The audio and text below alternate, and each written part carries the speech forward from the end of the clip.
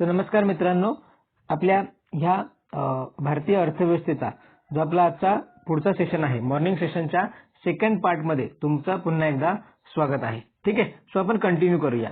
तर बघा, आपण बघितलं होतं म्हणजे राष्ट्रीय उत्पन्न मोजण्याच्या पद्धती बघतोय आणि त्याच्यामध्ये आपण उत्पन्न पद्धत या संदर्भात आपण घडामोडी बघत होतो. ठीक आहे. मग ह्याच्यामध्ये आपण दोन म्हणजे जी व्याख्या बघितली की उत्पन्न पद्धतीनुसार राष्ट्रीय उत्पन्न म्हणजे काय, तर एका आर्थिक वर्षात देशांतर्गत संस्थांनी कमावलेले उत्पन्न. ठीक आहे. सो एका आर्थिक वर्षात ते आपण बघितलं आणि देशांतर्गत म्हणजे कोणत्या संकल्पना आहेत ते आपण बघितल्या. त्याच्यानंतर आपल्याला बघायचं की कमावलेले म्हणजे नेमकी राष्ट्रीय उत्पन्नामध्ये कोणत्या गोष्टींची म्हणजे कोणत्या उत्पन्नाची गणना होते आणि कोणत्या गोष्टीची उत्पन्नाची गणना होत नाही. ठीक आहे. तर ही गोष्ट सुद्धा आपल्याला लक्षात घ्यायची आहे. मग बघा, कमावलेले तर मग राष्ट्रीय उत्पन्न मोजताना अशा उत्पन्नाची गणना होते की जे उत्पादन संस्थांनी कमावलेले असते. बरोबर. काही उत्पन्न जे असते ते न कमावता सुद्धा मिळतं. बरोबर. कमावताना कमावलेले असते. त्यानंतर जे न कमावलेले उत्पन्न असतं, ठीक आहे, न कमावलेले जे असतं ते उत्पन्न राष्ट्रीय उत्पन्नाच्या याच्यात गणले जात नाही. मग याच्यामध्ये बघा काय असतं, देणग्या वगैरे असतात. ठीक आहे. किंवा बेरोजगारी भत्ता किंवा इतर जे भत्ते असतात त्यांचं ते जे उत्पन्न असतं ते विचारात घेतलं जात नाही. तर फक्त या उत्पन्न घटकांनी कमावलेले उत्पन्नच फक्त राष्ट्रीय उत्पन्नाच्या मोजमापामध्ये गणलं जातं. हे कन्सेप्ट आपण लक्षात ठेवायची. ठीक आहे. त्यानंतर राष्ट्रीय उत्पन्न मोजण्याची दुसरी पद्धत जी आहे ती म्हणजे उत्पादन पद्धत. राष्ट्रीय उत्पन्न मोजण्याची दुसरी पद्धत कोणती आहे, तर उत्पादन पद्धत. ठीक आहे. उत्पादन पद्धत. सो उत्पादन पद्धतीमध्ये आपण कोणत्या कोणत्या गोष्टी घेतल्या जातात ते लक्षात ठेवा. तर बघा, राष्ट्रीय उत्पन्न उत्पादन पद्धतीने जे राष्ट्रीय उत्पन्न म्हणजे काय, उत्पादन पद्धतीने राष्ट्रीय उत्पन्न म्हणजे काय, तर बघा एका आर्थिक वर्षात बघा देशातील म्हणजे राष्ट्रीय उत्पन्न म्हणजे एका आर्थिक वर्षात बघा ही कन्सेप्ट कॉमनच आहे, एका आर्थिक वर्षात. त्यानंतर देशांतर्गत एका आर्थिक वर्षात देशांतर्गत उत्पादित होणाऱ्या सर्व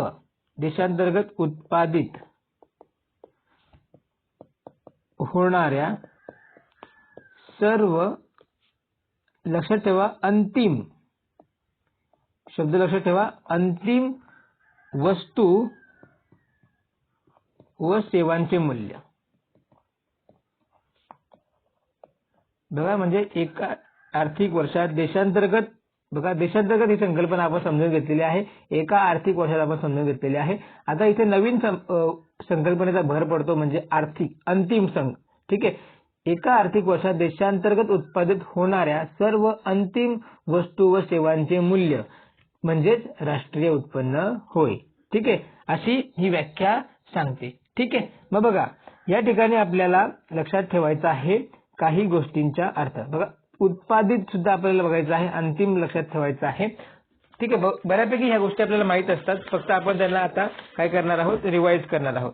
तर बघा उत्पादित म्हणजे काय, तर देशात त्या आर्थिक वर्षात देशात उत्पादित झालेल्या, ठीक आहे, त्यांचं उत्पादन व्हावं लागतं, ज्या अंडर प्रोसेसमध्ये असतात त्यांचं नाही, तर ज्या उत्पादित होऊन म्हणजे प्रोडक्ट होऊन फिनिश गुड होऊन बाहेर पडलेल्या आहेत त्या वस्तूंचं मूल्य. आणि कोणती वस्तू, तर अंतिम वस्तू. म्हणजे बघा एखादी वस्तू जर असेल, एखाद्या वस्तूचं उत्पादन झालं, ठीक आहे, एखाद्या वस्तूचं उत्पादन झालं, फॉर एक्झाम्पल जर आपण म्हणू शकतो की जे पीठ आहे, बरोबर, समजा पीठ आहे की त्याचा जर ते ग्राहक डायरेक्टली वापरत असेल, बघा पिठाच्या गिरणीमधून जर पीठ तयार होत असेल आणि ते जर ग्राहक डायरेक्ट वापरत असेल तर तो अंतिम वस्तू झाला. बरोबर. परंतु हे जर पीठ जर ब्रेड बनवायला घेतलं, ठीक आहे, गव्हाचं पीठ समजा आपण बघितलं आणि ते जर ब्रेड बनवायला गेलं तर हे जे ब्रेड साठी ते अंतिम वस्तू होणार नाही, मग ह्या ब्रेड साठी ती मध्यवर्ती वस्तू होईल. ठीक आहे. कारण हिच्यावर पुन्हा प्रक्रिया केली जाणार आहे. म्हणून मग जर हा जो पीठ आहे समजा बघा 5 किलो पीठ तयार झालेलं आहे, तर या 5 किलो पिठामधला 2 किलो पीठ जो आहे तो ग्राहकाने वापरला, तर मग ह्या 2 किलो पिठाचे जे पण मूल्य असणार आहे ते कशात मोजले जाईल, तर राष्ट्रीय उत्पन्नामध्ये मोजलं जाईल. ठीक आहे, राष्ट्रीय उत्पन्नामध्ये मोजलं जाईल. आणि हे जे या 5 किलो मधलं 3 किलो जे आहे ते या ब्रेडसाठी बनवलं गेलं, तर ह्याच्यापासून जे मिळणारं उत्पन्न आहे म्हणजे गिरणी मालकाला, तर ते राष्ट्रीय उत्पन्नामध्ये मोजलं जाणार नाही. कारण ह्या पिठाची जी किंमत आहे किंवा पीठ जे आहे ते ब्रेड बनवायला लागलं, मग ब्रेडची जी किंमत होईल, बघा ब्रेड जो ग्राहक वापरेल तर त्या ग्राहकाला म्हणजे ते जे उत्पन्न जे आहे ते राष्ट्रीय उत्पन्नामध्ये गणलं जाईल. ही गोष्ट लक्षात ठेवा. ठीक आहे, म्हणून इथे अंतिम वस्तूचा इथे वापर केलेला आहे, ही संकल्पना वापरली आहे. म्हणजे वस्तू दोन प्रकारच्या असतात, एक असते अंतिम आणि दुसरी असते मध्यवर्ती. मग अंतिम म्हणजे कोणती, जिचा वापर डायरेक्टली ग्राहक करतो. ठीक आहे, कंझ्युमर करतो. बघा इथे ग्राहकपेक्षा आपण उपभोक्ता हा संकल्पना वापरूया. ठीक आहे, उपभोक्ता तिचा पूर्णपणे वापर करतो. ती अंतिम वस्तू तिचा जेव्हा उपभोक्त्याकडे वापर केला जातो तर ते उत्पन्न राष्ट्रीय उत्पन्नात गणलं जातं. परंतु जर ती वस्तू मध्यवर्ती वस्तू म्हणून वापरली जाईल, म्हणजे दुसऱ्या उत्पन्नासाठी तिचा वापर केला जाईल, तर ती अंतिम वस्तू वापरत नाही. मग त्याच्यापासून जी वस्तू वापर होते म्हणजे जो वस्तूचा उपभोग घेतला जातो, बघा उपभोग घेतला जातो, तेच उत्पन्न राष्ट्रीय उत्पन्नामध्ये गणलं जातं. ठीक आहे, ही साधी आणि सरळ व्याख्या लक्षात ठेवायची आहे. ठीक, त्यानंतर बघा की वस्तू व सेवांचे मूल्य. ठीक आहे, वस्तू व सेवांचे मूल्य म्हणजे अंतिम वस्तू आणि अंतिम ज्या सेवा असतात त्यांचा इथे प्रमाण म्हणजे किती प्रमाणात झाल्या ते विचारात घेतलं जात नाही, तर त्यांचे मूल्य विचारात घेतलं जातं. ठीक आहे, म्हणजे समजा की एखादी वस्तूचं प्रोडक्शन झालं, फॉर एक्झाम्पल पिठाचं 5 किलो वजन झालं, तर हे 5 किलोचं प्रमाण मोजलं जाणार नाही, तर याचं किती मूल्य झालंय म्हणजे 5 किलो पिठाचं किती, समजा त्याचे 100 रुपये झाले, बरोबर, 100 रुपये त्याचं मूल्य झालं, तर हे 100 रुपये गणलं जाईल. ठीक आहे, ते 5 किलो गणणार नाही. ठीक आहे, हे लक्षात ठेवा. म्हणजेच बघा उत्पादन पद्धतीमध्ये कोणत्या कोणत्या गोष्टींचे लक्षात घ्यायला पाहिजेत आपण, तर बघा एका आर्थिक वर्षात त्याचं उत्पादन झालं पाहिजे, ते देशांतर्गत उत्पादन झालं पाहिजे, त्या उत्पादित असल्या पाहिजेत. ठीक आहे, कारण काही गोष्टी आपण आयात सुद्धा करतो, बरोबर, त्या अंतिम वस्तू असल्या पाहिजेत आणि त्यांचं मूल्य विचारात घेतलं जातं. एवढ्या गोष्टी आपल्याला इथे लक्षात ठेवायच्या आहेत. त्यानंतर राष्ट्रीय उत्पन्न मोजण्याची पुढची जी पद्धत येते ती येते खर्च पद्धत. ठीक आहे, कोणती येते बघा, तर खर्च पद्धत. तिसरी पद्धत येते खर्च पद्धत. ठीक आहे, सो राष्ट्रीय उत्पन्न मोजण्याची किती पद्धती आहेत, 3 पद्धती, त्यावर आयोगाने प्रश्न विचारलेला आहे. मग खर्च पद्धत, मग बघा खर्च पद्धतीमध्ये कोणता कोणता खर्च येतो, तर उपभोग खर्च येतो. पहिला खर्च येतो उपभोग खर्च. ठीक आहे, त्यानंतर दुसरा येतो गुंतवणूक खर्च.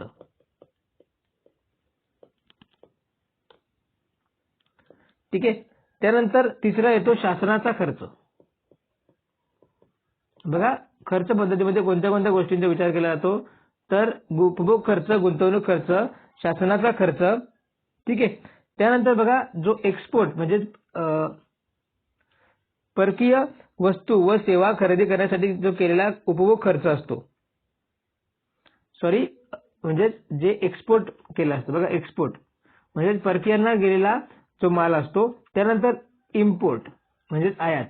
ठीक आहे, आपण ज्या गोष्टी खरेदी केलेल्या असतात त्याचा जो कॉस्ट असते, ठीक आहे ती, तर ह्याच्यातून आपल्याला काय केला जातो, तर खर्च पद्धतीनुसार जेव्हा आपण राष्ट्रीय उत्पन्न काढतो तेव्हा या 5 गोष्टींचा विचार केला जातो. ही गोष्ट लक्षात ठेवायची.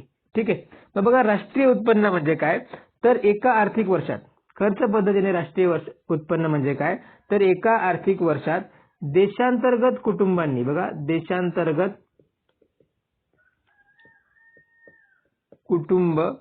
कुटुंब संस्थांनी, देशांतर्गत कुटुंब संस्थांनी, उद्योग संस्थांनी व सरकारने केलेला खर्च. ठीक आहे, केलेला खर्च आणि निव्वळ निर्यात मूल्य, बरोबर. सो आणि काय सांगू शकतो आपण, तर निव्वळ निर्यात मूल्य. ठीक आहे, तर यावर एकदा आयोगाने प्रश्न विचारलेला आहे या सूत्रावर. याच्यापासून एक सूत्र तयार होतं. तर बघा आपण म्हणू शकतो की राष्ट्रीय उत्पन्न काय येईल, राष्ट्रीय उत्पन्न जर याच्यातून काढायला गेलो आपण तर ठीक आहे. तर बघा जर आपण हा उपभोग खर्च आहे, या उपभोग खर्चाला आपण म्हणलं कंझ्युमर कॉस्ट. ठीक आहे, कंझ्युमर कॉस्ट. ठीक आहे, गुंतवणूक खर्चाला आपण म्हणलं इन्व्हेस्टमेंट. बरोबर, इन्व्हेस्टमेंट. शासनाचा खर्च म्हणजे आपण सांगू शकतो की गव्हर्नमेंट एक्सपेंडिचर. बरोबर, गव्हर्नमेंट एक्सपेंडिचर. त्याच्यानंतर एक्सपोर्ट म्हणजे एक्स आणि इम्पोर्ट म्हणजे आय. तर बघा आपल्याला माहिती आहे की निव्वळ निर्यात मूल्य म्हणजे कशा पद्धतीने येणार, जेवढं आपण एक्सपोर्ट केलं. बरोबर, जेवढं आपण एक्सपोर्ट केलं त्याच्यापासून आपण आय इथे इम्पोर्ट करू एम. ठीक आहे, त्याच्या वजा जे आपलं इम्पोर्ट केलं.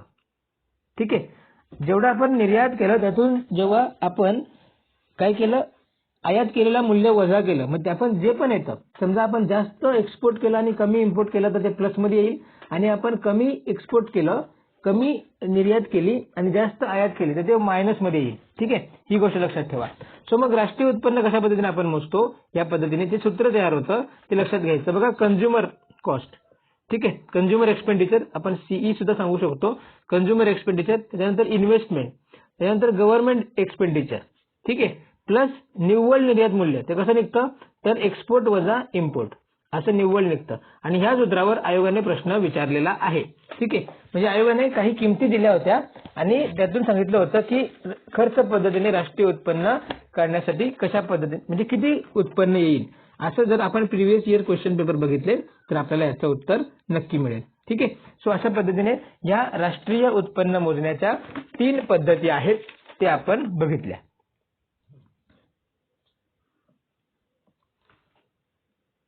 त्यानंतर मग काही कन्सेप्ट किंवा काही संकल्पना आपण काय करूया, जाणून घेऊया. सर्वात प्रथम आपण लक्षात घेऊया जीडीपी. जीडीपी म्हणजे काय आणि कशा पद्धतीने मोजतात. ठीक आहे, जीडीपी म्हणजेच काय, तर ग्रॉस डोमेस्टिक प्रोडक्ट. ठीक आहे, म्हणजे स्थूल देशांतर्गत उत्पादन. बघा, स्थूल देशांतर्गत उत्पादन.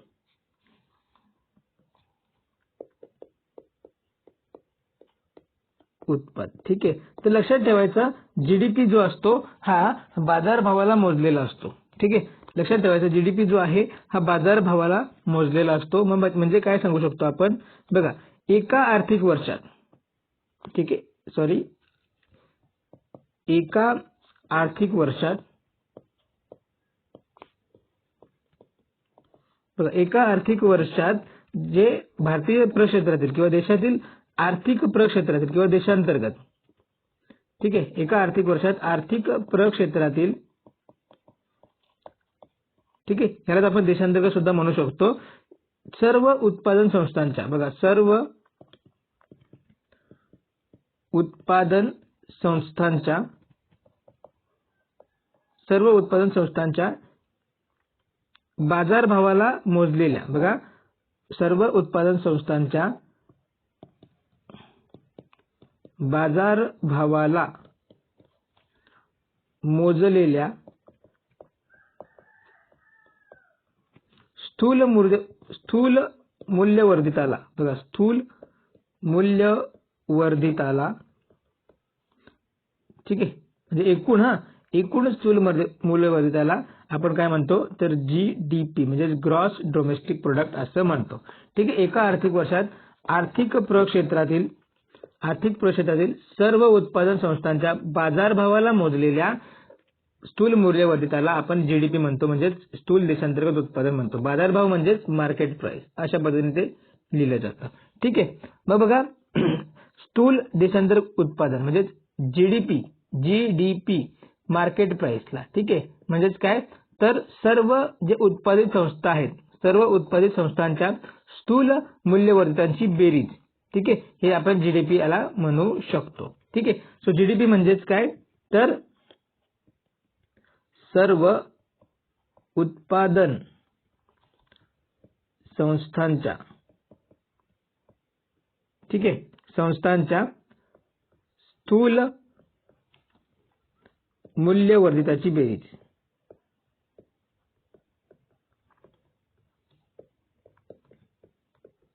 ठीक आहे, हे आपण जीडीपी साठी सांगू शकतो. ठीक, तर सर्वप्रथम आपण जीडीपी म्हणजे जीडीपी मध्ये सर्व गोष्टींचा विचार केला जातो, सर्व उत्पन्नाचा विचार केला जातो. इथे कुठल्याही प्रकारची काटछाट केली जात नाही. जे ओव्हरऑल उत्पादन भेटतं त्याचा संबंध काय येतो, जीडीपी मध्ये येतो. ठीक आहे, ही गोष्ट लक्षात ठेवायची. ठीक, मग जीडीपी मध्ये आपण जर बघितलं तर ढोबळ मनाने उत्पन्नाचा आपल्याला अंदाज येतो, ढोबळ मनाने, त्याचा वास्तव उत्पन्नाचा अंदाज येत नाही. ठीक आहे, मग ही गोष्ट लक्षात ठेवायची. मग लक्षात घ्यायचं आपण की जीडीपी मुळे आपल्याला काय समजतं, तर बघा जीडीपी मुळे आपल्याला अर्थव्यवस्थेचे एकूण उत्पन्न समजतं. ठीक आहे, आपली जी अर्थव्यवस्थेची आहे तिचे एकूण उत्पन्न समजतं, म्हणजे देशाच्या आर्थिक क्षेत्रामध्ये किती उत्पन्न झालं एका वर्षात ते समजतं. ठीक आहे, त्यानंतर जीडीपी मुळे आपल्याला उत्पादन कामगिरी समजते. तर उत्पादन कामगिरी यावर आयोगाने प्रश्न विचारलेला आहे. उत्पादन कामगिरी समजते. ठीक आहे, म्हणजे आपलं त्याच प्रकारे काय म्हणजे किती प्रोडक्शन होतं हे समजतं. त्यानंतर खर्चाची प्रवृत्ती आपल्याला समजते. ठीक आहे, तर बघा एखाद्या अर्थव्यवस्थेचे एकूण अंतर्गत आर्थिक सामर्थ्य सुद्धा आपल्याला जीडीपी मध्ये कळतं. त्यानंतर रेलचेलची गती आपल्याला याच्यामुळे कळते. ठीक आहे, हे लक्षात ठेवायचं. त्यानंतर बघा जीडीपी मुळे मात्र अर्थव्यवस्थेचे संख्यात्मक आकलन होते, गुणात्मक होत नाही. बघा जीडीपी मुळे अर्थव्यवस्थेचे संख्यात्मक आकलन होते, फक्त संख्यात्मक आकलन होते, गुणात्मक आकलन होत नाही. ही गोष्ट लक्षात ठेवायची. ठीक आहे, सो अशा पद्धतीने हे आपण बघितलेलं आहे जीडीपी. ठीक आहे, जीडीपी संदर्भात एवढ्या गोष्टी आपल्याला माहिती पाहिजे. त्यानंतर नेक्स्ट आपण बघूया स्थूल राष्ट्रीय उत्पाद. आता आपण काय बघितलं, स्थूल डोमेस्टिक म्हणजे स्थूल देशांतर्गत उत्पाद बघितलं. ठीक आहे, देशांतर्गत. मग देशांतर्गत मध्ये जर कोणत्या कोणत्या गोष्टी येतात तर एखादा परकीय व्यक्ती सुद्धा येऊन भारतामध्ये जर उत्पन्न कमवत असेल तर ते उत्पन्न सुद्धा आपल्या कशामध्ये मोजलं जातं, तर जीडीपी मध्ये मोजलं जातं. ठीक आहे, परंतु स्थूल राष्ट्रीय उत्पाद म्हणजेच ग्रॉस नॅशनल प्रोडक्ट, बघा ग्रॉस नॅशनल प्रोडक्ट, ठीक आहे, त्याला आपण जीएनपी म्हणतो. ठीक आहे, जीएनपी. ठीक, तर ह्याच्यामध्ये बघा एक संकल्पना येते नॅशनल, डोमेस्टिक मध्ये येते, जीडीपी मध्ये एक संकल्पना येते डोमेस्टिक. मग डोमेस्टिक मध्ये म्हणजे देशाच्या आर्थिक प्रक्षेत्रामध्ये जेवढ्याही उत्पादन साधनांपासून जे उत्पन्न मिळतं ते येतं. मग त्याच्यामध्ये परकीय व्यक्तींनी सुद्धा जरी कमवलं असेल तरी ते सुद्धा जीडीपी मध्ये इन्क्लूड होतं. परंतु जीएनपीची संकल्पना थोडीशी वेगळी आहे. ठीक आहे, म्हणजे लक्षात ठेवा. तर बघा जीएनपी मध्ये जे उत्पन्न राष्ट्रीय, बघा नॅशनल म्हणजे काय येतं तर राष्ट्रीय येतं. राष्ट्रीय म्हणजेच काय तर देशाच्या नागरिकांनी, लक्षात ठेवा, तर भारताच्या नागरिकांनी कमावलेले उत्पन्न म्हणजे काय तर इथे निव्वळ उत्पन्न येतं. इथं परकीय देशांना जे देशांनी उत्पन्न कमवलेलं असतं ते इथून वजा केलं जातं, हे लक्षात ठेवा.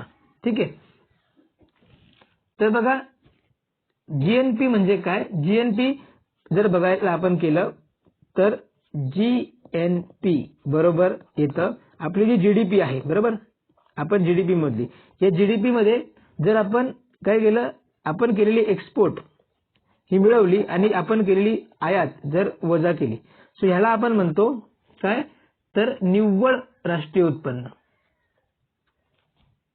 ठीक आहे, बघा की बघा म्हणजेच काय तर जीएनपी मध्ये जे स्वकीयांनी परदेशात कमवलेले उत्पन्न जे असते ते आणि परकीयांनी देशात आपल्या कमवलेले उत्पन्न यांचा जो फरक असतो तो जीडीपी मध्ये काय केला जातो, ऍड केला जातो. ठीक आहे, तो जीडीपी मध्ये ऍड केला जातो. म्हणजेच काय तर तो हा नेहमी ऋणात्मक असतो, हा नेहमी ऋणात्मक असतो. तर इथे ह्या गोष्टी होतात, हे लक्षात ठेवायचं. ठीक आहे, जीएनपी म्हणजेच ग्रॉस नॅशनल प्रोडक्ट. मग इथे देशाच्या नागरिकांनी कमावलेले उत्पन्न गृहीत धरलं जातं. मग इथं परकीयांनी कमावलेले उत्पन्न काय केलं जातं, वजा केलं जातं. मग देशाच्या नागरिकांनी देशाच्या म्हणजे भारताच्या बाहेर सुद्धा उत्पन्न कमावलं तर ते जीएनपी मध्ये ऍड होईल, बरोबर. आणि भारतामध्ये राहून एखादा परकीय व्यक्ती उत्पन्न कमावतोय तर ते म्हणजे जीडीपी मधून वजा होईल. ठीक आहे, हे लक्षात ठेवायचं. ठीक, सो अशा पद्धती आय होप की या गोष्टी तुम्हाला समजल्या जातील. तर बघा आपल्याला माहिती आहे जीडीपी आणि आता आपण बघितलं जीएनपी, तर यांच्यामध्ये एक फरक कोणता असतो तर यांच्यामध्ये फरक असतो परदेशातून कमावलेला परदेशातून कमावलेला निव्वळ उत्पन्न, निव्वळ उत्पन्न जेव्हा जीडीपी मध्ये ऍड होतो, ठीक आहे, जीडीपी मध्ये ऍड होतो तर तेव्हा आपल्याला काय मिळतो, जीएनपी मिळतो. बरोबर. म्हणजे बघा ह्या जीडीपी मध्ये जर आपण बघितलं तर जे भारतातील लोक असतात ते सुद्धा कमवतात आणि बाहेरचे लोक असतात, ठीक आहे, ते सुद्धा कमवतात. मग जेव्हा बाहेरच्या लोकांनी कमवलेले उत्पन्न यातून काढून टाकले जाते आणि भारतातील लोकांनी इतर देशात सुद्धा मिळवलेले उत्पन्न याच्यामध्ये ऍड केलं जातं तेव्हा आपल्याला काय मिळतो, ग्रॉस नॅशनल प्रोडक्ट मिळतो. हे लक्षात ठेवा. ठीक आहे. त्याच्यानंतर मग आपल्याला पुढची कन्सेप्ट समजून घ्यायची आहे ती म्हणजे नेट नॅशनल प्रोडक्ट. बघा निव्वळ, लक्षात घ्या, नेट नॅशनल प्रोडक्ट.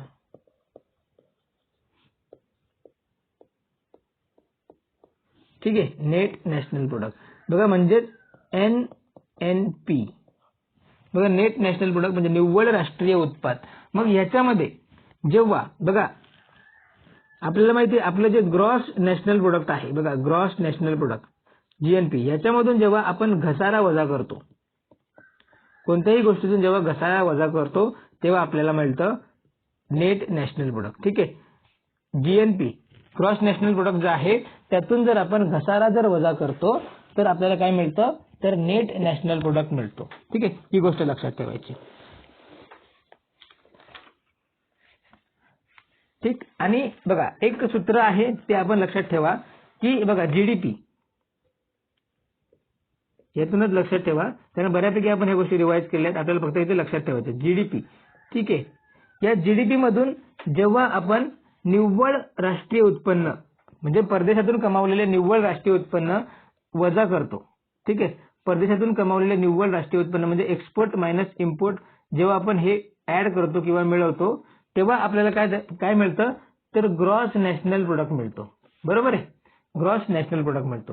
या जीडीपी मधून जेव्हा आपण घसारा वजा करतो, घसारा वजा करतो, बरोबर, तर तेव्हा आपल्याला मिळतं नेट डोमेस्टिक प्रोडक्ट म्हणजे निव्वळ देशांतर्गत उत्पादन आपल्याला मिळतं. बघा जीडीपी म्हणजे स्थूल देशांतर्गत उत्पादनामधून जेव्हा आपण घसारा वजा करतो तेव्हा आपल्याला निव्वळ देशांतर्गत उत्पादन मिळतो. बरोबर. आणि या जीएनपी मधून जेव्हा म्हणजेच ग्रॉस नॅशनल प्रोडक्ट मधून जेव्हा घसारा वजा करतो आपण तेव्हा आपल्याला काय मिळतो, नेट नॅशनल प्रोडक्ट मिळतो. ठीक आहे. आणि जेव्हा ही जी नेट डोमेस्टिक प्रोडक्ट आहे, बरोबर, यातून जेव्हा आपण निव्वळ परकीय उत्पन्न वजा किंवा ऍड करतो म्हणजे ते डिपेंड आहे. जर आपल्याला आपण बाहेर देशामध्ये जास्त उत्पन्न कमावलं आणि परकीयांनी भारतामध्ये कमी उत्पन्न कमावलं, बरोबर, तर त्यावेळी इथे जर एक्स जास्त असेल आणि एम कमी असेल तर इथे पॉझिटिव्ह मध्ये येईल. तर एक्स इथे कमी असेल आणि एम जास्त असेल तर इथे निगेटिव्ह मध्ये उत्तर येईल. बरोबर. मग ते प्लस मायनस होणं ती वेगळी गोष्ट आहे, परंतु इथे एक्स मायनस इम्पोर्ट हा काय येतो, तर परदेशातून प्राप्त, लक्षात ठेवायचं, परदेशातून प्राप्त निव्वळ उत्पन्न. ठीक आहे, निव्वळ उत्पन्न म्हणजेच परदेशी व्यक्तींना दिलेले उत्पन्न देऊन जे राहिलेले उत्पन्न आहे ते परदेशातून प्राप्त निव्वळ उत्पन्न. ठीक आहे. सो अशा पद्धतीने ह्या गोष्टी लक्षात ठेवायच्या. तर हा जो तक्ता आहे इथे आपण प्रॉपर लक्षात ठेवायचा आहे. ठीक आहे. सो अशा पद्धतीने राष्ट्रीय उत्पन्न आणि राष्ट्रीय उत्पन्ना संदर्भात त्या गोष्टी आहेत त्या आपण बघितलेल्या आहेत. ठीक आहे. एवढ्याच बेसिक कन्सेप्ट आपल्याला माहित असणं गरजेचं आहे. ठीक आहे. तर पुन्हा एकदा आपण जर रिवाइज केला तर जे जीडीपी म्हणजेच ग्रॉस डोमेस्टिक प्रोडक्ट, ठीक आहे, मग देशांतर्गत उत्पादित होणाऱ्या सर्व ज्या वस्तू आहेत त्यांचा जो बाजारभावाला मोजलेला मूल्यवर्धित असतो तो आपण जीडीपी मध्ये गोळा करतो. ठीक आहे. तर जीडीपी मधून जेव्हा घसारा वजा करतो तेव्हा आपल्याला नेट डोमेस्टिक प्रोडक्ट मिळतो. ठीक आहे, म्हणजेच निव्वळ देशांतर्गत उत्पादन मिळतो. ठीक आहे. आणि या जीडीपी मधून जेव्हा आपण निव्वळ परकीय उत्पन्न ऍड करतो, जीडीपी मध्ये निव्वळ परकीय उत्पन्न जेव्हा ऍड करतो तेव्हा आपल्याला मिळतं ग्रॉस नॅशनल प्रोडक्ट म्हणजे स्थूल राष्ट्रीय उत्पादन मिळतो. आणि या स्थूल राष्ट्रीय उत्पादनातून जेव्हा आपण घसारा ऍड करतो, घसारा वजा करतो, ठीक आहे, वजा करतो तेव्हा आपल्याला निव्वळ राष्ट्रीय उत्पन्न मिळतं. ठीक आहे, निव्वळ राष्ट्रीय उत्पन्न मिळतं. ठीक आहे, हे आपल्या गोष्टी लक्षात ठेवायच्या.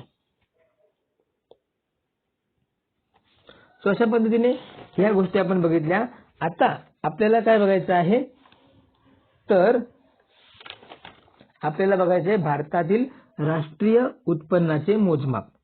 भारतातील राष्ट्रीय उत्पन्नाचे मोजमाप आपल्याला बघायचे. आपण उत्पन्न बघितलं, त्यानंतर आपल्याला काय बघायचं आहे, तर पूर्वीपासून भारताच्या राष्ट्रीय उत्पन्नाचे मोजमाप जे आहे ते आपल्याला बघायचं आहे.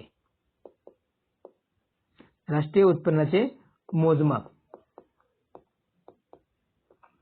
तर लक्षात ठेवा, सर्वप्रथम भारताचे राष्ट्रीय उत्पन्न मोजणारे पहिले व्यक्ती कोण होते, असा जर प्रश्न आला, ठीक आहे, तर बघा दादाभाई नौरोजी.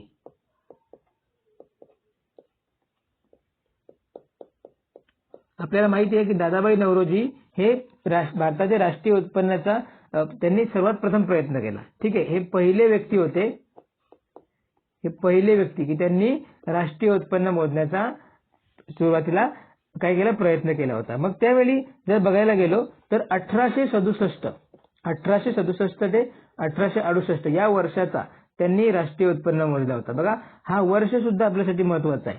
हा वर्ष सुद्धा आपल्यासाठी महत्वाचा आहे, 1867-68. ठीक आहे. मग सर्वप्रथम भारतासाठी राष्ट्रीय उत्पन्नाचे मोजमाप करणारे व्यक्ती कोण, तर दादाभाई नौरोजी. सो हे सुद्धा आपल्याला महत्वाचं आहे. ठीक आहे. मग 1867-68 या साली त्यांनी भारताचं उत्पन्न किती मोजलं, तर 340 कोटी. भारताचं राष्ट्रीय उत्पन्न, बघा भारताचं राष्ट्रीय उत्पन्न किती मोजलं, 340 कोटी. तर त्यावेळी त्यांनी दरडोई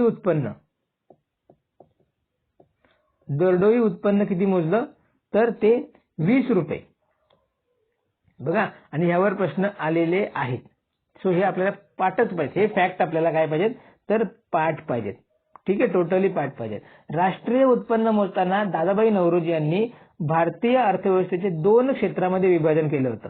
2 क्षेत्रामध्ये विभाजन केलं होतं. त्यातला पहिला क्षेत्र होतं त्यांनी कृषी क्षेत्र. ठीक आहे, पहिला कृषी आणि दुसरा गैर कृषी.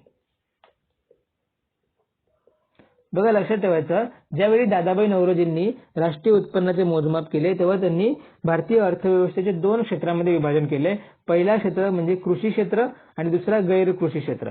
ठीक आहे. तर ह्या ज्या कन्सेप्ट आहेत आपल्याला माहिती पाहिजेत. तर त्यावेळी त्यांनी राष्ट्रीय उत्पन्न 340 कोटी रुपये सांगितलं, दरडोई उत्पन्न 20 रुपये सांगितलं होतं. ठीक आहे. परंतु दादाभाई नौरोजींनी जी राष्ट्रीय उत्पन्न मोजले ते शास्त्रीय पद्धतीने नव्हतं. ठीक आहे, ते शास्त्रीय पद्धतीने मोजले नाही. लक्षात ठेवा, दादाभाई नौरोजींनी सर्वप्रथम भारताचा राष्ट्रीय उत्पन्न मोजण्याचा प्रयत्न केला, परंतु त्यांनी जी पद्धत वापरली होती ती शास्त्रीय पद्धत नव्हती. ठीक आहे, हे लक्षात ठेवा. ठीक आहे, हे सर्वप्रथम आपण लक्षात ठेवलं पाहिजे. आय होप की तुम्ही हे गोष्टी नोट डाऊन केलेल्या आहेत किंवा तुमच्याकडे नोट्स असतील, बुक्स असेल तर तुम्ही त्यातून रिवाइज केला असेल. त्याच्यानंतर मग आपण पुढचा व्यक्ती बघू की त्यांनी भारताचं राष्ट्रीय उत्पन्न मोजलं. त्याचं नाव आहे विल्यम डिग्बी. बघा, विल्यम डिग्बी. ठीक आहे. सो विल्यम डिग्बी याने 1897-1898 या आर्थिक वर्षाचं भारताचं राष्ट्रीय उत्पन्न मोजलं. ठीक आहे. मग त्यावेळी भारताचं जे राष्ट्रीय उत्पन्न होतं ते होतं 390 कोटी. म्हणजे विल्यम डिग्बीला भारताचं राष्ट्रीय उत्पन्न 390 कोटी आढळलं. आणि दरडोई उत्पन्न, ठीक आहे, दरडोई उत्पन्न जे आहे ते त्याने 17 रुपये इतकं सांगितलं होतं. म्हणजे दरडोई म्हणजे बघा, विल्यम डिग्बीने भारताचं दरडोई उत्पन्न हे दादाभाई नौरोजींच्या उत्पन्नापेक्षा कमी सांगितलं होतं. ठीक आहे. जरी 1867-68 मध्ये भारतीय दादाभाई नौरोजींनी राष्ट्रीय उत्पन्न मोजलं ते दरडोई उत्पन्न 20 रुपये सांगितलं होतं, तर 1897-98 मध्ये जेव्हा विल्यम डिग्बीने उत्पन्न मोजलं तर ते किती सांगितलं त्यांनी, 17 रुपये. दरडोई किती, 17 रुपये सांगितलं होतं. ठीक आहे. सो हे गोष्ट लक्षात ठेवा. त्यानंतर पुढचा व्यक्ती आहे की त्यांनी बघा राष्ट्रीय उत्पन्न मोजलं. त्याचं नाव आहे फिंडले शिरास.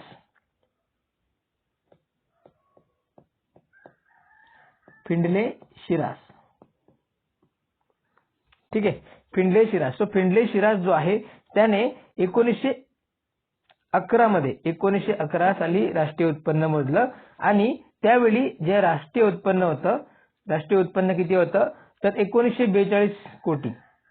ठीक आहे, 1942 कोटी इतकं राष्ट्रीय उत्पन्न त्याने सांगितलं. आणि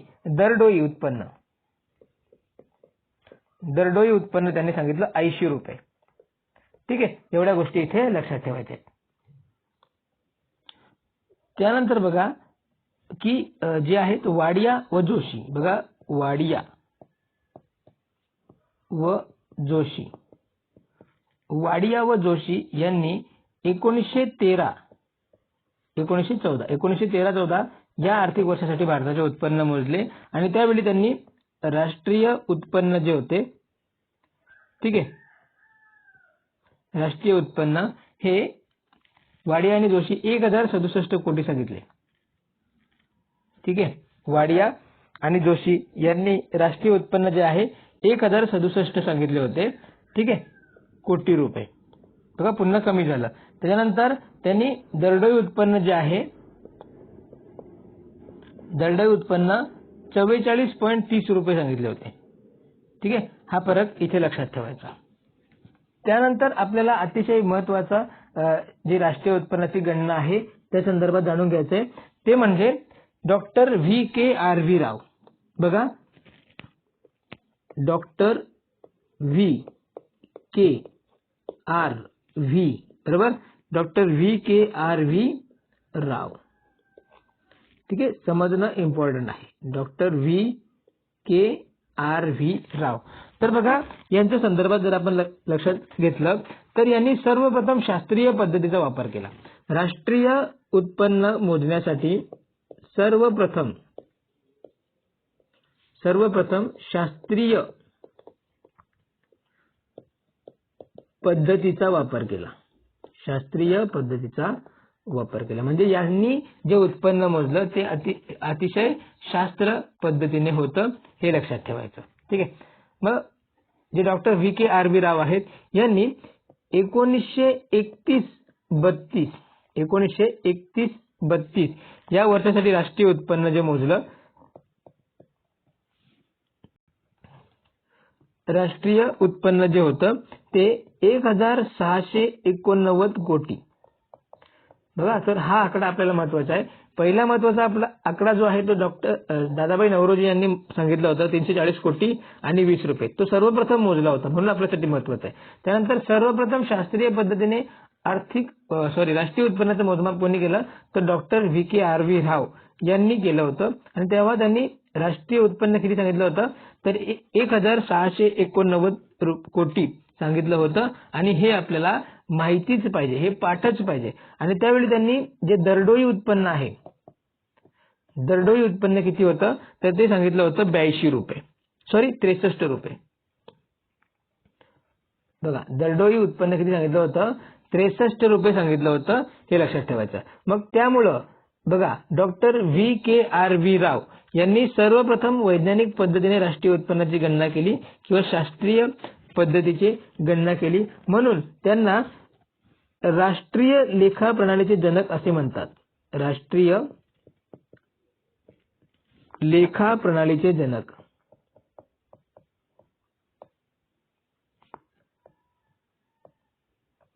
ठीक आहे, सर्वप्रथम त्यांनी शास्त्रीय पद्धतीने राष्ट्रीय उत्पन्नाची गणना केली तर त्यांना लेखा प्रणालीचे जनक म्हणतात. मग खालीलपैकी कोणत्या व्यक्तीला राष्ट्रीय लेखा प्रणालीचे जनक असे म्हणतात तर आपण सांगू शकतो की डॉक्टर V.K.R.V. राव. ठीक आहे, अशा पद्धतीने लक्षात सांगू शकतो. त्यानंतर पुढचं आपल्याला बघायचं आहे ते म्हणजे की R.C. देसाई. बघा, डॉक्टर V.K.R.V. राव नंतर पुढचा व्यक्ती येतो तर R.C. देसाई. तर या R.C. देसाई यांनी 1930-31 या वर्षासाठी राष्ट्रीय उत्पन्न मोजलं तर ते होतं बघा 2809. ठीक आहे, राष्ट्रीय उत्पन्न किती मोजलं होतं 2809. आणि दरडोई उत्पन्न त्यांनी मोजलं होतं 72 रुपये. ठीक आहे, 2809 कोटी. ठीक आहे, परंतु त्यावेळी त्यानंतर जे डॉक्टर V.K.R.V. राव आहेत त्यांनी शास्त्रीय पद्धतीचा वापर केला आणि जी राष्ट्रीय उत्पन्नाचा जो आकडा आहे तो 1689 दाखवला होता. ठीक आहे.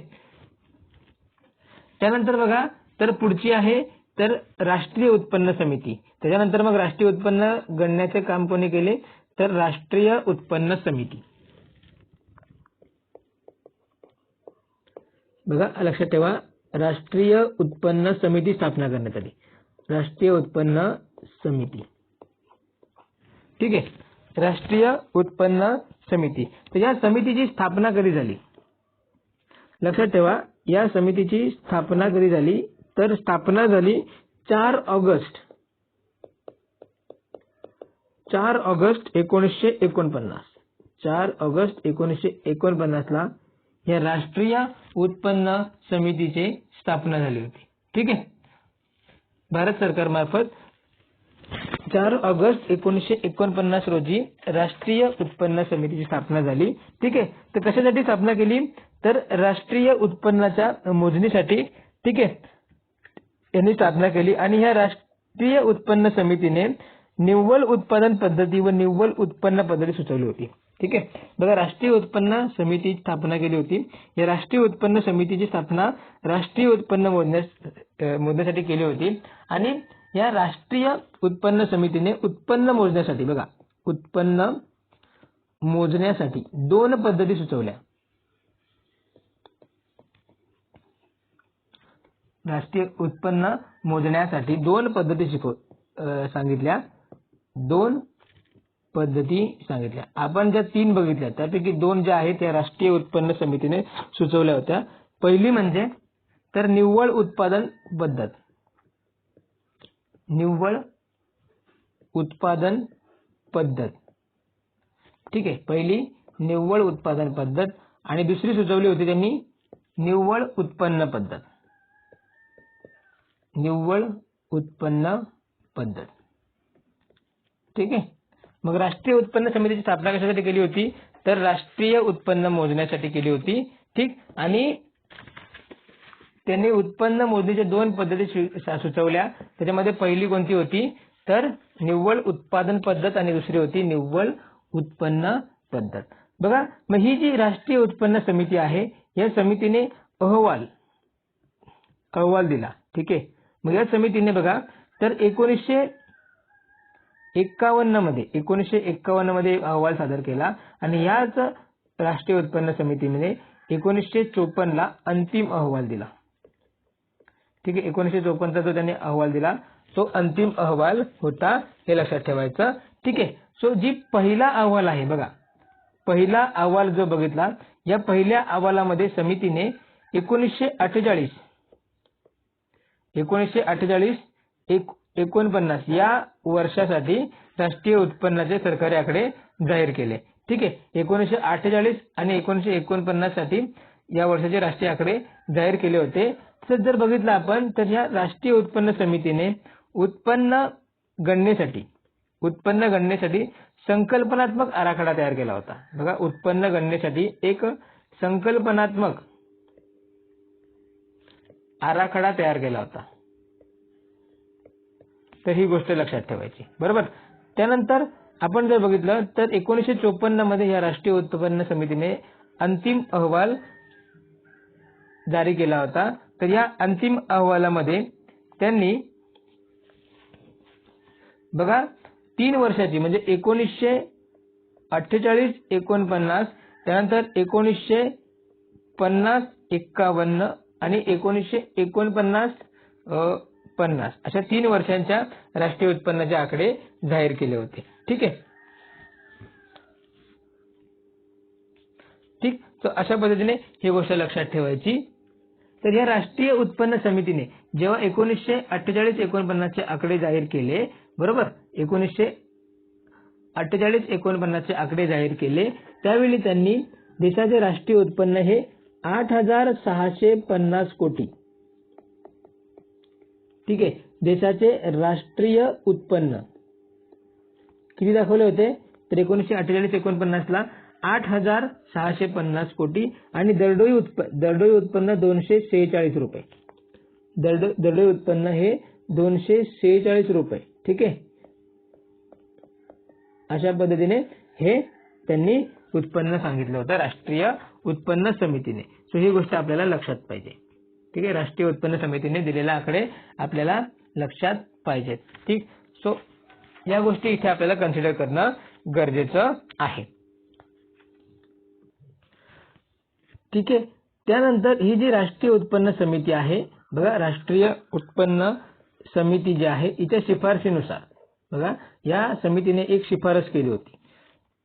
समितीने शिफारस केली किंवा समितीच्या शिफारशीनुसार बघा, समितीच्या शिफारशीनुसार केंद्रीय सांख्यिकीय कार्यालयाची स्थापना करण्यात आली.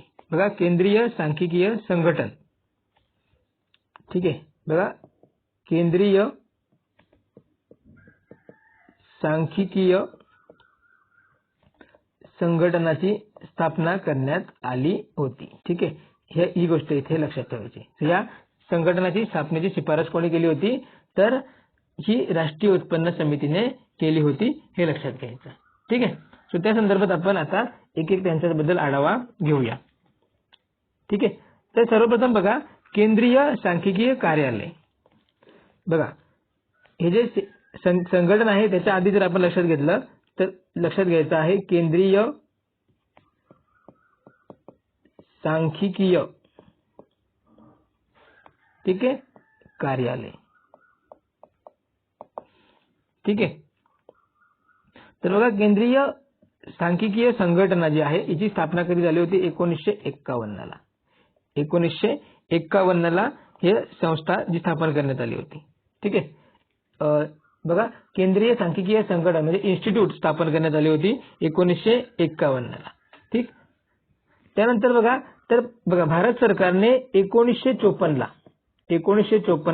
राष्ट्रीय उत्पन्नाच्या मोजणीसाठी एक सरकारी एजन्सी म्हणून केंद्रीय सांख्यिकीय संघटना, ठीक आहे, जे केंद्रीय सांख्यिकीय संघटना जी आहे सेंट्रल स्टॅटिस्टिकल ऑर्गनायझेशन, ठीक आहे, सेंट्रल स्टॅटिस्टिकल ऑर्गनायझेशन स्थापन केली कधी, 1954 ला. ठीक आहे, आणि या संस्थेने, या ऑर्गनायझेशनने 1955 मध्ये काय केली, कामाला सुरुवात केली, म्हणजे सुरुवात झाली, तिच्या कार्याला सुरुवात कधी झाली, 1955 ला. ही गोष्ट आपल्याला माहिती पाहिजे. ठीक आहे, आणि बघा, मग 1951 मध्ये इथे थोडंसं चेंजेस करून घ्या. ठीक आहे, तर 1951 मध्ये, त्याच्या आधी म्हणजे 1954च्या आधी 1951 ला बघा, हे जे आहे केंद्रीय सांख्यिकीय इन्स्टिट्यूट म्हणजेच central statistical institution, central statistical इन्स्टिट्यूशनची स्थापना झाली होती.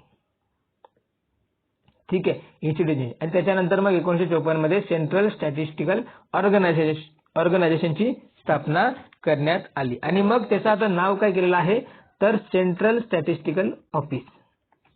बघा, केंद्रीय सांख्यिकीय कार्यालय, CSO. ठीक आहे, असं त्याचं नाव आता करण्यात आलेलं आहे. आणि त्याचा उच्चार काय होतो, सेंट्रल स्टॅटिस्टिकल ऑफिस. ठीक आहे, आणि ह्या CSO चे मुख्यालय कुठे आहे, मुख्यालय जे आहे ते दिल्लीमध्ये आहे. ठीक आहे, मुख्यालय आहे दिल्लीमध्ये, लक्षात ठेवायचं. स्थापना झाली 1954 ला. ठीक आहे, CSOचे प्रमुख कार्य म्हणजे राष्ट्रीय उत्पन्नाची गणना करणे. ठीक आहे, ह्या सेंट्रल स्टॅटिस्टिकल ऑफिसचे प्रमुख कार्य काय, तर राष्ट्रीय उत्पन्नाचे गणना करणे, हे लक्षात ठेवायचं. ठीक आहे, मग हा जो CSO आहे, सेंट्रल स्टॅटिस्टिकल ऑफिस आहे, हा खालील म्हणजे काही गोष्टींचे प्रकाशन करतो. ते कोणत्या कोणत्या गोष्टी असतात, तर बघा, सर्वात प्रथम म्हणजे तो राष्ट्रीय उत्पन्नाचे आकडे, राष्ट्रीय उत्पन्न त्याचे प्रकाशन करतो. ठीक आहे, त्यानंतर बघा, वार्षिक औद्योगिक सर्वेक्षण, वार्षिक औद्योगिक सर्वेक्षण. ठीक आहे, हे आकडे सुद्धा कोण प्रसिद्ध करते, तर CSO करते. ठीक आहे, त्याच्यानंतर बघा, औद्योगिक उत्पादनाचा निर्देशांक, औद्योगिक उत्पादनाचा निर्देशांक.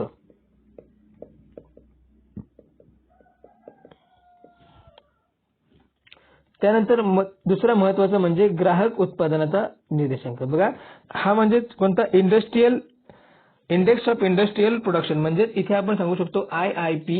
त्यानंतर जो ग्राहक किंमत निर्देशांक आहे, ग्राहक किंमत निर्देशांक जो आहे तो सुद्धा कोण प्रकाशित करतो, तर CSO प्रकाशित करतो. सो हे मुख्य प्रकाशन जे आहे हे भारताच्या केंद्रीय सांख्यिकीय कार्यालयाकडून प्रकाशित केले जातात. ही गोष्ट आपण लक्षात ठेवायची आहे. ठीक आहे. सो एवढ्या गोष्टी या केंद्रीय सांख्यिकी कार्यालयासंदर्भात लक्षात ठेवायच्या आहेत. त्याच्यानंतर पुढचं आपल्याला बघायचं आहे ते म्हणजे पुढचं एक कार्यालय आपल्याला बघायचं आहे ते म्हणजे राष्ट्रीय नमुना सर्वेक्षण कार्यालय. बघा, राष्ट्रीय नमुना सर्वेक्षण कार्यालय. ठीक आहे. राष्ट्रीय नमुना सर्वेक्षण कार्यालय म्हणजेच नॅशनल सॅम्पल सर्वे ऑफिस. बघा, नॅशनल सॅम्पल सर्वे ऑफिस असं त्याचं नाव होतं. ठीक आहे. मग या राष्ट्रीय नमुना सर्वेक्षण कार्यालयाची स्थापना कधी झाली? ठीक आहे. स्थापना कधी झाली? तर स्थापना झाली 1950 मध्ये.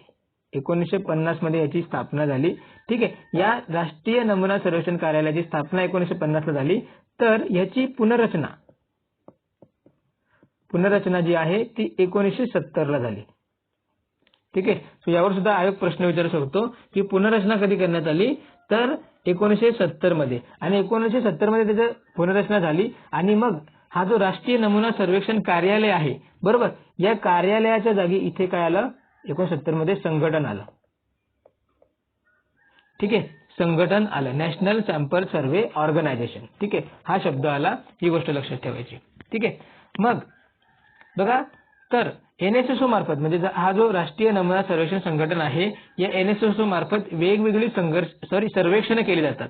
मग त्याच्यामध्ये बघा, तर हे सर्वेक्षण कोणते कोणते करतात? सर्वेक्षण कोणते कोणते करतात? तर पहिला सर्वेक्षण करतात घरगुती सर्वेक्षण.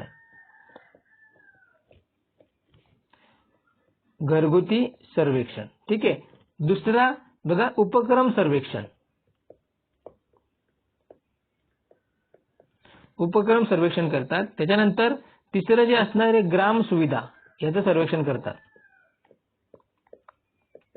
आणि चौथा जर आपण विचार केला तर भूमी व पशुधन. ठीक आहे. हे 4 सर्वेक्षणे जे आहेत हे NSSO मार्फत केले जातात. ठीक आहे. मग यांचं कार्य जे आहे ते 4 विभागामार्फत चालतं. ते काय आपल्याला इतके गरजेचे नाहीये. ठीक आहे. सो अशा पद्धतीने या NSSOचं आपण बघितलं. त्याच्यानंतर आपल्याला लक्ष द्यायचं आहे की राष्ट्रीय सांख्यिकीय आयोग. पुढची गोष्ट लक्षात घ्यायची आहे ती म्हणजे राष्ट्रीय सांख्यिकीय आयोग.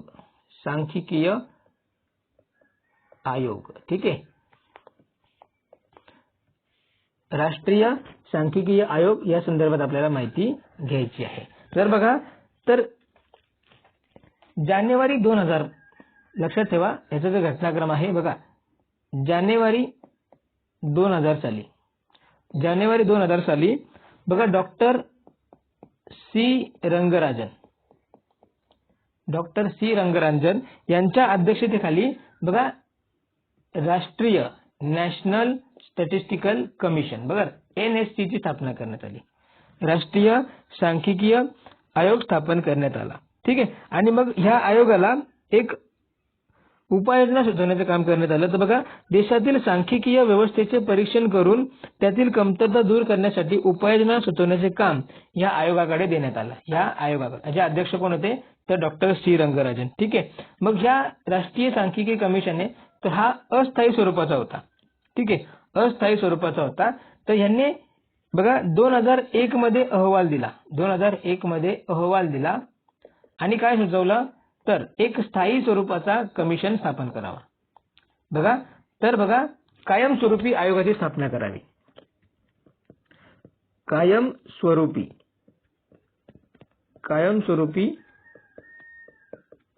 आयोगाची स्थापना करावी.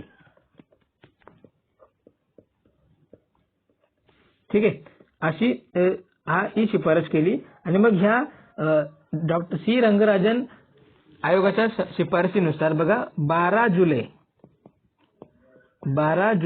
2006 ला 12 जुलै 2006 ला कायमस्वरूपी नॅशनल स्टॅटिस्टिकल कमिशनची स्थापना करण्यात आली आणि ह्या कमिशनचे पहिले अध्यक्ष कोण होते तर बघा प्रोफेसर सुरेश तेंडुलकर. बघा सुरेश तेंडुलकर हे जे होते या पहिल्या म्हणजे राष्ट्रीय स्टॅटिस्टिकल कमिशनचे नॅशनल स्टॅटिस्टिकल कमिशनचे पहिले अध्यक्ष होते हे लक्षात ठेवायचं. ठीक आहे. सो हे लक्षात या गोष्टी ह्या घडामोडी आपल्याला लक्षात ठेवायच्या आहेत. त्यानंतर बघा पुढचं कन्सेप्ट आहे नॅशनल स्टॅटिस्टिकल ऑफिस राष्ट्रीय सांख्यिकीय कार्यालय. ठीक आहे. नॅशनल स्टॅटिस्टिकल ऑफिस तर बघा राष्ट्रीय सांख्यिकीय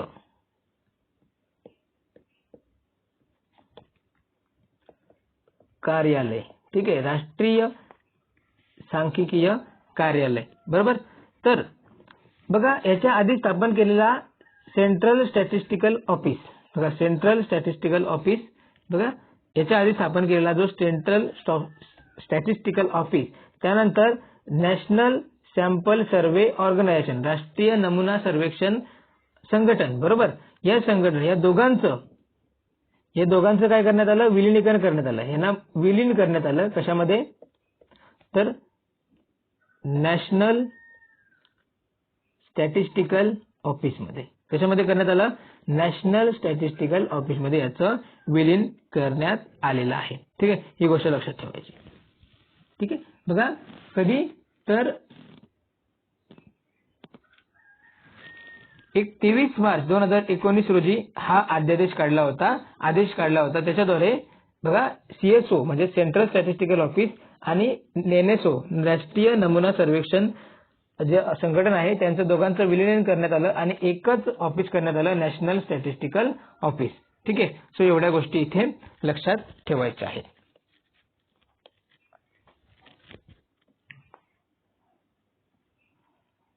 सो त्यानंतर आपण ह्या NSOने ठीक आहे राष्ट्रीय सांख्यिकी कार्यालयाने जे भारताच्या अर्थव्यवस्थेची उपक्षेत्रे तयार केली 9. ठीक आहे. बघा NSO तर्फे भारताच्या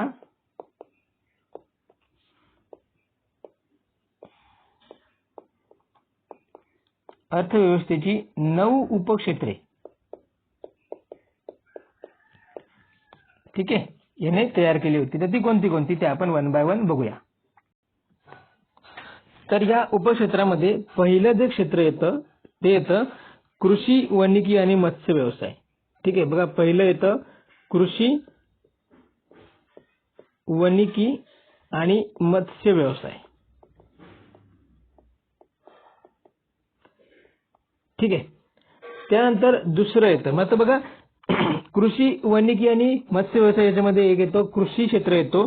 त्याच्यानंतर पशुधन येतो वानिकी आणि लाकूड तोड त्याच्यामध्ये येतो आणि मत्स्य व्यवसाय असे 4 येतात. ठीक आहे. 4 येतात म्हणजे 9 गट. ठीक आहे. सर्वप्रथम हे जे इथे थोडंसं रेक्टिफाय करून घ्या की NSO तर्फे भारताच्या अर्थव्यवस्थेचे 9 गट आणि त्याचे उपक्षेत्र अशा पद्धतीने विभाजन केलेलं आहे. तर जर आपण बघितलं तर हे जे पहिला गट कोणता आहे तर कृषी वानिकी आणि मत्स्य व्यवसाय आणि मग ह्याच्यामध्ये त्याचे उपक्षेत्र बघा तर पिके पहिला पिके म्हणजे कृषी त्यानंतर पशुधन मग वानिकी. ठीक आहे. वानिकी आणि लाकूड तोड आणि मत्स्य व्यवसाय असे याचे 4 उपक्षेत्रे होतात हे लक्षात घ्यायचं. ठीक आहे. आणि त्यानंतर आपण जर बघितलं दुसरं बघितलं खाणकाम. ठीक आहे. दुसरा क्षेत्र आहे खाणकाम. अर्थव्यवस्थेचे 9 गटामध्ये विभाजन केलेलं आहे. त्यातला दुसरा गट आहे खाणकाम. तिसरा गट कोणता आहे तर कारखानदारी. तिसरा गट येतो कारखानदारी. तिसरा गट येतो कारखानदारी, चौथा येतो वीज, गॅस आणि पाणी पुरवठा. ठीक आहे, वीज, गॅस आणि पाणी पुरवठा. पाचवा येतो बघा, पाचवा जो आहे बांधकाम. पाचवा कोणता आहे? बांधकाम. सहावा जो येतो व्यापार. त्यानंतर हॉटेल्स आणि जे रेस्टॉरंट्स असतात बघा, बरोबर, रेस्टॉरंट्स. ठीक आहे, हे जे आहे सहावा गट येतो. ठीक आहे यांचा. त्यानंतर बघा सातवा गट कसला येतो? मग जो सहावा गट आहे याचे दोन उपक्षेत्र येतात. एक म्हणजे व्यापार आणि दुसरं म्हणजे हॉटेल्स व ते रेस्टॉरंट्स. ठीक आहे, हॉटेल व रेस्टॉरंट असे दोन उपगट येतात. सातवा याच्यामध्ये गट येतो वाहतूक, साठवण आणि संचार. वाहतूक, साठवण आणि संचार असे हा गट सातवा गट पडतो. ठीक आहे, मग याचे सुद्धा उपक्षेत्र येतं. कोणतं बघा, पहिला येतो रेल्वे. दुसऱ्यानंतर इतर मार्गांची वाहतूक, इतर मार्गांनी वाहतूक. त्यानंतर तिसरा येतो साठवणूक आणि चौथा संचार. ठीक आहे, हा सातवा गट झाला. त्यानंतर या अर्थव्यवस्थेचा आठवा जो गट आहे तो आहे वित्त पुरवठा, विमा, त्यानंतर रिअल इस्टेट. ठीक आहे, रिअल इस्टेट आणि व्यवसाय. ठीक आहे, मग याचे दोन उपक्षेत्र कोणते पडतात बघा, तर वित्त पुरवठा आणि विमासाठी बँकिंग व विमा होतो आणि रिअल इस्टेट आणि व्यवसाय हा दुसरा उपक्षेत्र होतो, हे लक्षात घ्यायचं. त्यानंतर नववा जो गट आहे तो आहे सामुदायिक. बघा, सामुदायिक, त्यानंतर समाज आणि वैयक्तिक सेवा.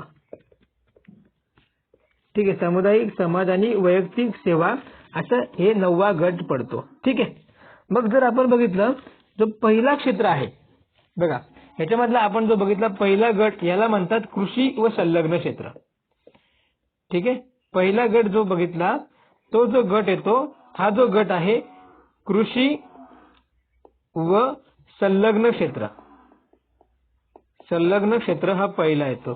त्यानंतर आपण बघितला दुसरा, तिसरा, चौथा आणि पाचवा. ठीक आहे, हे जे बघायला गेलो आपण. ठीक आहे, थोडं याला शॉर्ट करूया. तर दुसरा, तिसरा, चौथा आणि पाचवा यांना मिळून कोणता क्षेत्र बनतो? तर उद्योग क्षेत्र बनतो. यांना मिळून कोणता क्षेत्र बनतो? तर उद्योग क्षेत्र बनतो, हे लक्षात ठेवायचं. तर सहाव्यापासून तो नववा गट, सहाव्यापासून जर आपण जर नववा गट बघितला, ठीक आहे, हा सहाव्यापासून नववा गट जर आपण घेतला तर त्यांना मिळून होतो सेवा क्षेत्र.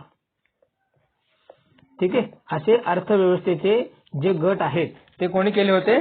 तर राष्ट्रीय जे स्टॅटिस्टिकल ऑफिस आहे, नॅशनल स्टॅटिस्टिकल ऑफिस, यांनी हे जे गट आहेत ते केले होते. ठीक, सो अशा प्रकारे आपण या आपल्या मॉर्निंग सेशन्समध्ये, मॉर्निंगचे आपण 2 सेशन्स कव्हर केले. त्याच्यामध्ये आपण आपल्या भारतीय अर्थव्यवस्थेसंदर्भात जे मूलभूत संकल्पना समजून घेतल्या. त्यानंतर भारतीय अर्थव्यवस्थेची ठळक वैशिष्ट्ये आपण समजून घेतली. ठीक आहे, ठळक वैशिष्ट्ये आपण समजून घेतली. त्यानंतर आपण राष्ट्रीय उत्पन्न या संदर्भात आपण काय केलं? डिस्कशन केलं. राष्ट्रीय उत्पन्न संदर्भात आपण डिस्कशन केलं. ठीक आहे, सो आतापर्यंत जेवढ्या पण आपण गोष्टी कव्हर केल्या आहेत त्याच्यात तुम्ही नोट्स बनवल्या असतील असं मी होप्स ठेवतो. ठीक आहे, रनिंग नोट्स तुम्ही काढल्या असतील. ठीक आहे, पण ज्या आयोगाला अपेक्षित आहेत किंवा ज्या पॉईंटवर आयोग प्रश्न विचारतो असेच पॉईंट आपण आपल्या या सेशनमध्ये डिस्कस केलेले आहेत. सो ते आपल्याला चांगल्या पद्धतीने रिवाइज करणं, पाठ करणं गरजेचं आहे. ठीक, आय होप की तुम्हाला या व्हिडिओमध्ये अर्थशास्त्राविषयी ज्या संकल्पना आहेत ते समजल्या असतील. सो या व्हिडिओचा कंटेंट तुम्हाला आवडला तर नक्की आपल्या या व्हिडिओला लाईक करा.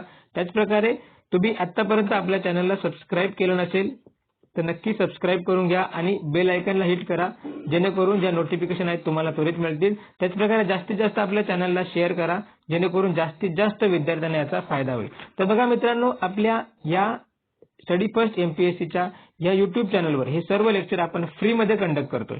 ठीक आहे, त्यामुळं जास्तीत जास्त विद्यार्थ्यांपर्यंत आपला हे चॅनल हे व्हिडिओ पोहोचवा, जेणेकरून येणाऱ्या जी कंबाईंड प्री एक्झाम आहे, कंबाईंड ग्रुप बी ची जी प्री एक्झाम आहे त्या दृष्टीने सर्व विद्यार्थ्यांना याचा फायदा होईल. ठीक आहे, सो तुम्ही सुद्धा जास्तीत जास्त अभ्यास करा आणि इतरांना सुद्धा आपला हा चॅनल शेअर करा, जेणेकरून या एक्झामच्या दृष्टीने सगळ्यांना त्याचा फायदा होईल.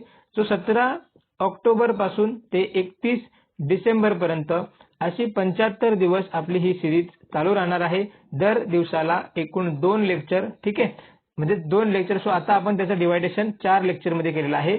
सो मॉर्निंगचे 1-1 तासाचे 2 लेक्चर आणि इव्हिनिंगचे 1-1 तासाचे 2 लेक्चर, असे एकूण 4 तास. ठीक आहे, 4 तास आपण प्रत्येक विषयाची रिव्हिजन करणार आहोत. सो त्याचं जे वीकली शेड्यूल तुम्हाला हवं असेल तर आपण या अभ्यासासाठी आपल्या टेलिग्रामवर, ठीक आहे, टेलिग्रामवर एक स्टडी फर्स्ट लाईव्ह बॅच, ठीक आहे, लाईव्ह बॅच नावाचा ग्रुप तयार केलेला आहे. त्याची जी लिंक आहे डिस्क्रिप्शन बॉक्समध्ये मी देतो, त्यावर तुम्ही जॉईन व्हा आणि त्यावरती तुम्हाला वीकली शेड्यूल मिळून जाईल. त्याचप्रकारे त्यावर आपण ज्या इतर महत्त्वाच्या गोष्टी सुद्धा अपलोड करणार आहोत. सो ते जॉईन व्हा. त्यानंतर आपला एक दुसरा टेलिग्राम चॅनल आहे स्टडी फर्स्ट MPSC नावाचा, त्याला सुद्धा जॉईन व्हा. त्यामध्ये सुद्धा आपण बऱ्याचशा गोष्टी ज्या एक्झाम रिलेटेड जे इन्फॉर्मेशन आहेत त्या अपलोड करत असतो. सो दोन्ही दृष्टीने तुम्हाला त्याचा फायदा होईल. सो या ठिकाणी आपण थांबतोय. पुन्हा भेटूया आपल्या संध्याकाळच्या सेशनमध्ये. Thank you very much.